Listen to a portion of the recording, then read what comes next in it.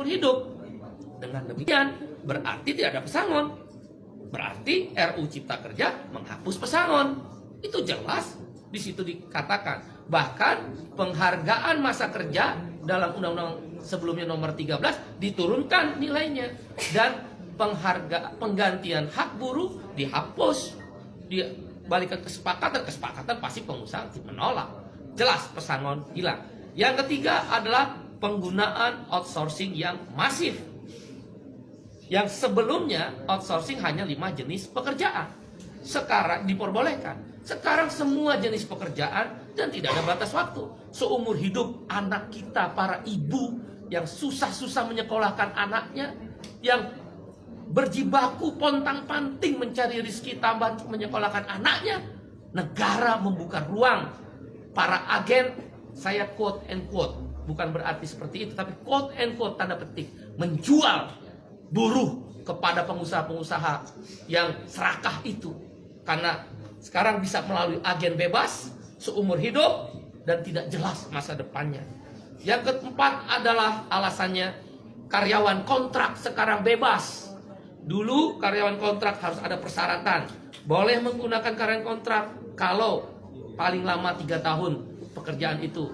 Jenis pekerjaan tertentu, untuk pre-pro, bukan mass product, bukan produksi massal dan sebagainya. Sekarang syarat itu dihapus, dibolehkan menggunakan karyawan kontrak semua jenis pekerjaan dengan batas waktu tidak tertentu. Wahai ibu-ibu dan bapak-bapak, anak-anak kita terancam dengan masa depannya yang dikontrak seumur hidup tanpa kejelasan nasibnya, dan di outsourcing seumur hidup melalui para agen-agen pekerja yang menampung pekerja itu. Berbahaya buat negara ini, terlalu liberal, tidak ada perlindungan negara kepada rakyatnya. Yang kelima adalah social security, jaminan sosial dihapus, khususnya jaminan kesehatan dan jaminan pensiun. Dengan berlakunya upah per jam atau istilah dalam undang RU tersebut persatuan waktu, maka tidak ada lagi kewajiban untuk membayar jaminan kesehatan dan jaminan pensiun. Bagaimana menghitung pensiunnya dengan upah per jam?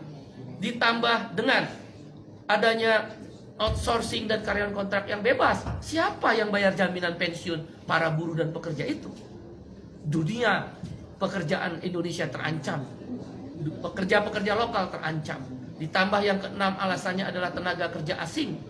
Dulu harus mendapatkan izin menteri, sekarang hanya sekedar pengesahan tanpa perlu izin menteri. Siapa yang kontrol bahwa buruh kasar tenaga kerja asing bisa masuk?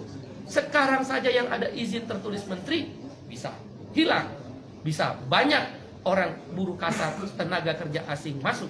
Sudahlah outsourcing, sudahlah kontrak bebas, sudahlah upah murah, sudahlah masa depan tidak ada, buruh-buruh asing bisa bekerja di startup dan lembaga pendidikan sekarang bebas untuk memakai jasa tenaga kerja asing. Itu berbahaya, mengancam pekerja lokal. Yang ketujuh adalah yang kita sebut dengan waktu kerja. Sekarang ini maksimal adalah 7 jam sehari dalam 6 hari kerja, Senin sampai Sabtu, atau 8 jam sehari dalam 5 hari kerja, Senin sampai Jumat. Dalam RUU Cipta Kerja dihapus semuanya. Hanya dikatakan maksimal 40 jam seminggu. Berarti orang boleh bekerja, buruh dipaksa bekerja 14 jam seminggu.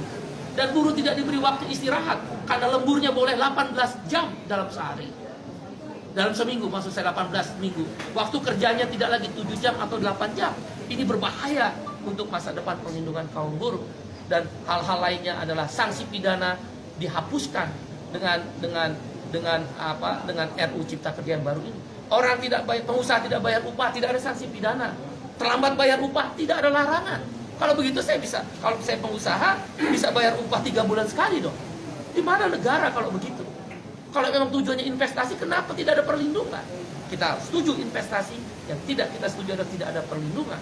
Dan kemudian hal lainnya yang kesembilan adalah bahwa PHK jadi mudah sekarang. Nggak perlu lagi ada negosiasi dan perundingan dengan serikat buruh. Langsung ke PHI, dan PHI bisa langsung memutuskan Pengadilan Hubungan Industrial. Oleh karena itu, kami berpendapat 9 alasan KSPI menolak RUU Cipta Kerja yang sudah resmi diserahkan DPR akan dilakukan perlawanan. Bagaimana kalau kemudian DPR tetap mengesahkan RUU tersebut? Ada 3 langkah yang kami lakukan. 1, aksi besar-besaran selama pembahasan di DPR, maupun kalaulah dipaksa untuk disahkan yang merugikan buruh tadi. Aksi nasional, aksi daerah, bahkan tidak menutup kemungkinan aksi yang melibatkan komponen yang lebih luas. Kawan-kawan mahasiswa, mereka terancam. Begitu masuk pasar kerja, tidak punya masa depan. Para ibu-ibu, bapak-bapak terancam karena mengeluarkan biaya tinggi untuk menyekolahkan anaknya, tidak punya kepastian masa depan untuk anak-anaknya. Para pemuda-pemuda dan pemudi terancam, nggak mungkin mau menikah karena outsourcing dan karyawan kontrak. Indonesia terancam, darurat terhadap kesejahteraan Indonesia. Dan karena itu aksi besar-besaran melibatkan semua masyarakat yang lebih luas dan masif akan dilakukan. Di DPR, di pemerintah, di daerah, bahkan boleh jadi secara nasional akan dilibatkan aksi yang lebih besar-besaran. Menghentikan produksi kalau memang